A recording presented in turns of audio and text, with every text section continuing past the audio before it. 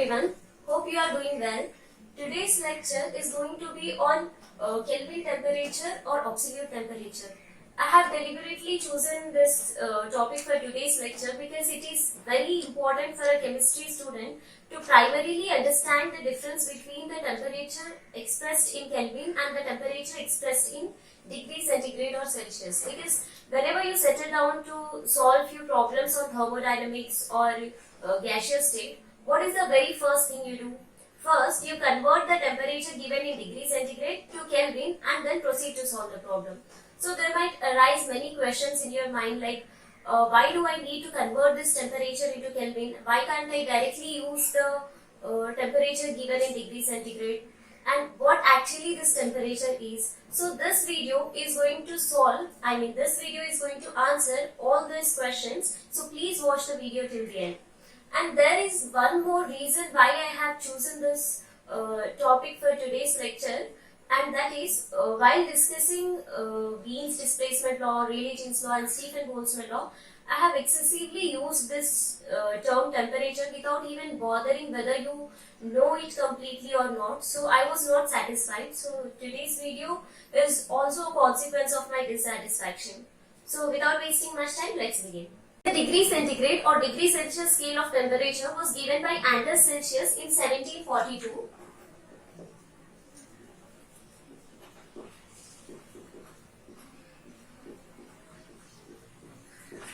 And the Kelvin scale of temperature was given by Lord Kelvin more later in 1848.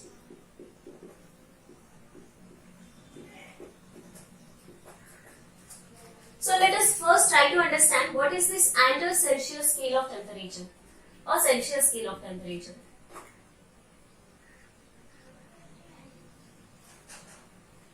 To scale any parameter, what is the basic thing that is needed? First, we have to set the minimum point and the maximum point. So, Anders Celsius, he considered the temperature at which the water freezes as the minimum temperature and he gave it the number 0. And he considered the temperature at which water boils as the highest temperature and he gave it a number 100. Now he divided this section between 0 and 100 into 100 equal sections,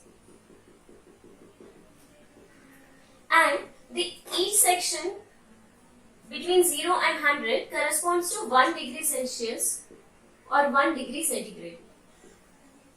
So this was the Celsius or centigrade scale of temperature given by Anders Celsius. Before moving on to understand what is Kelvin scale of temperature, first we must understand what is temperature.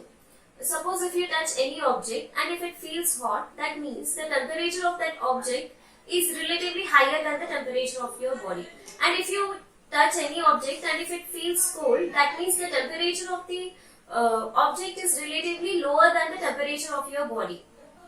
So temperature is defined as the degree of hotness or coolness of any body. But how does any body achieve this temperature?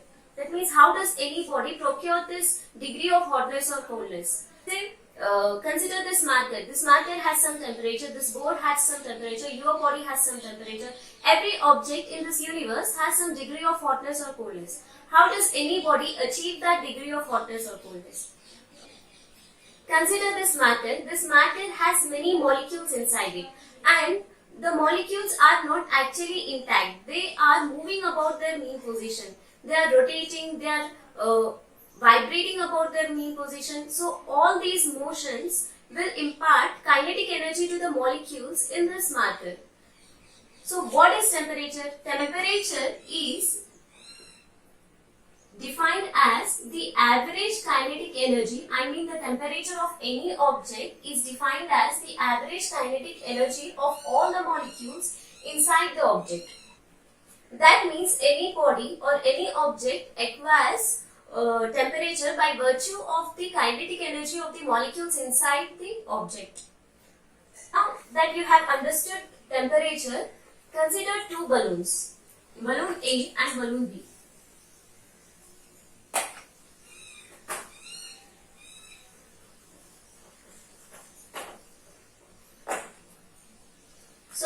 considering two balloons.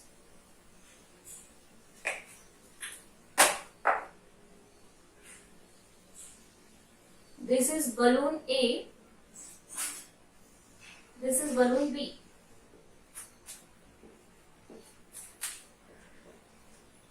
Balloon A and balloon B has same gas, and the quantity of gas is also same. So balloon A has 1 liter of gas, balloon B has 1 liter of gas. But the temperature of the gas in balloon A is greater than the temperature of the gas in balloon B. So temperature of the gas in balloon A is greater than temperature of gas in balloon B. Now the volume occupied by the gas in balloon A will be definitely more than the volume occupied by the gas in balloon B. This is because when the gas has higher temperature, that means it has higher kinetic energy. When the molecules have higher kinetic energy, they move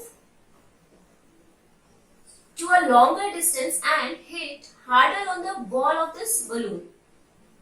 Okay, and pushes the wall of the balloon outside. That means it expands the balloon. So that the gas at higher temperature always occupies more volume than the gas at lower temperature. Therefore, balloon A has higher volume than balloon B. Now consider only balloon A. What did I say? If I am increasing the temperature of the gas, the volume occupied by the gas is increasing. Why is it happening? It is happening because the kinetic energy of the gas is increasing. That means on decreasing the temperature of the gas, the volume of the gas decreases. This is because the kinetic energy of the gas decreases and the gas molecules do not hit the wall of the balloon as hard as they had hit when the temperature was high. Okay. So now I am drawing a graph, or I am plotting a graph between the kinetic energy of the gas molecules and the temperature of the gas. Now this temperature of the gas is expressed in only degree centigrade, because till now we know only what is degree centigrade. We do not know what is Kelvin. Okay. So this is 0 degree centigrade. This is some 10, 20, this is 30, 40, 50, 60, 70, 80, 90 and 100. Okay. Now say at 100 degrees centigrade, the kinetic energy of gas is this much. So what did I say? On decreasing the temperature, the kinetic energy of the gas decreases, right? Now I am decreasing the temperature to 90. The kinetic energy of gas decreased. So I am plotting all the points here.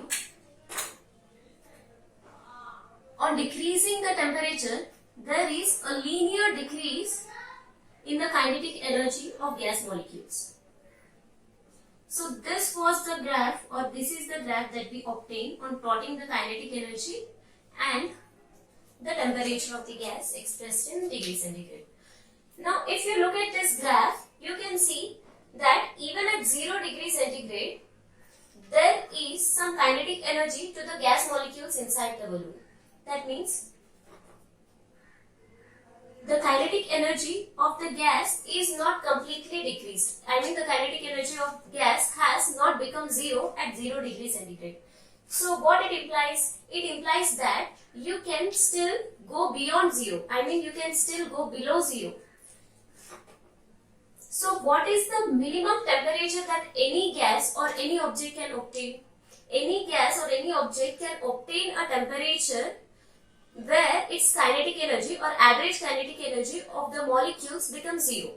So you can still decrease the temperature of the gas. So using the technology, the temperature of the gas was decreased as much as they could, and still they observed this, and they observed this linear curve, I mean linear graph. So it was not possible to decrease the temperature beyond this point using the present technology.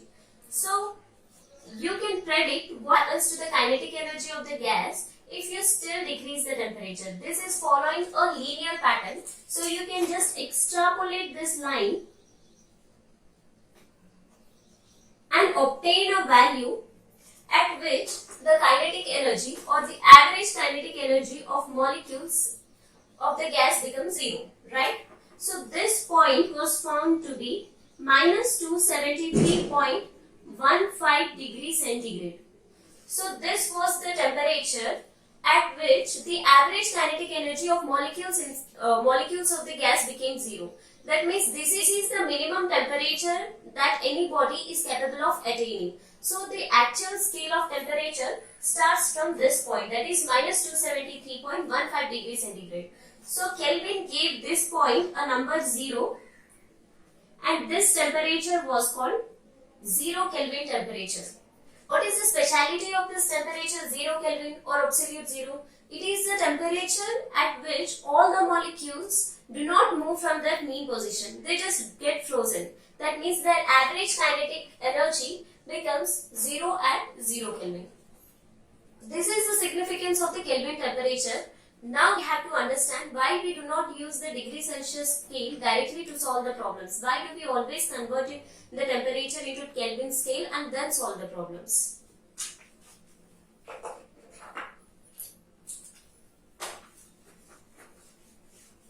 Now we have understood that at 0 Kelvin, the average kinetic energy of the molecules becomes 0.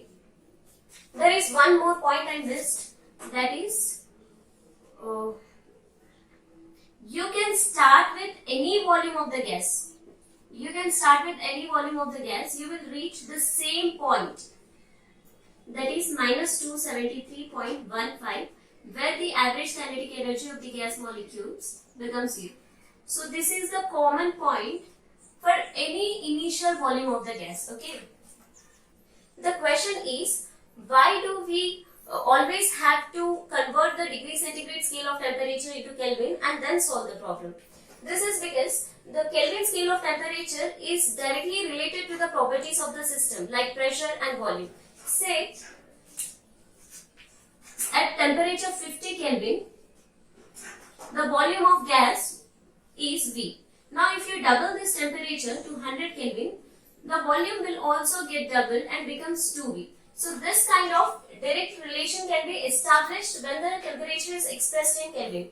But it cannot be done when you use the temperature in degree centigrade or Celsius. Let me explain this using a graph.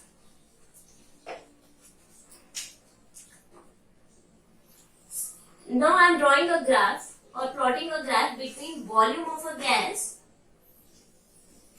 and the temperature of a gas, which is expressed in Kelvin. Okay. Now this starts with 0 Kelvin. Say this is 50 Kelvin, this is 100 Kelvin, this is 150, 200, 250, 300, 350, 400, 450.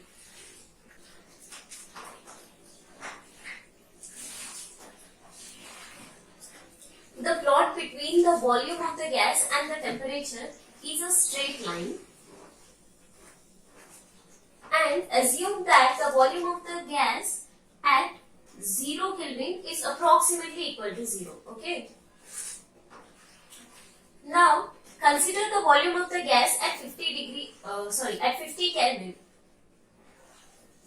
It will be this much. Okay. Let me label it as V1. Now when I double the temperature, that is when I make 50 to 100, what will be the volume? The volume will be this much, and I'll label it as V2. Now you can see that V2 is double of V1. It is apparent from this figure. V2 is double of V1. So V2 is equal to 2V1. So when you have doubled the temperature of the gas in Kelvin, the volume also got doubled. Now, where is the 0 degree centigrade on this scale? 0 degree centigrade is nothing but 273.15 Kelvin. So it will be somewhere here before 300. Okay. It is 0 degree centigrade. Now where will be the 100 degree centigrade? It will be somewhere here, 373.15 Kelvin. So this is 100 degree centigrade. So 50 will be somewhere in between 0 and 100. So this is 50 degree centigrade. Now consider the volume of the gas at 50 degree centigrade. So the volume of the gas at 50 degree centigrade will come out to be this much, okay? And I am labeling it as V3. Now I am doubling the temperature expressed in degree centigrade. Now when you double 50, it becomes 100. So at 100 degree centigrade, the volume of the gas is V4, which will be here, okay. Now when I doubled the temperature of the gas expressed in degree centigrade, the volume did not get doubled. You can clearly see that V4 is not double of V3. V4 is little higher than V3, but it is not double of V3. Had V4 been double, it would have been somewhere here, beyond this board. So on doubling the temperature of the gas expressed in degree centigrade, the property, that is the volume of the gas, is not getting doubled, but when you double the temperature of the gas expressed in Kelvin, the volume of the gas is getting doubled. So that means the properties of a system are directly related to the temperature of the system expressed in Kelvin, but are not directly related to the temperature expressed in degree centigrade or degree Celsius. So therefore you always need to convert the degree centigrade or degree Celsius scale into Kelvin scale before solving the problems. Hope you have understood the difference between degree centigrade scale of temperature and Kelvin temperature, and I also hope that you have understood the meaning of temperature. So this is all for today's class. See you in the next class.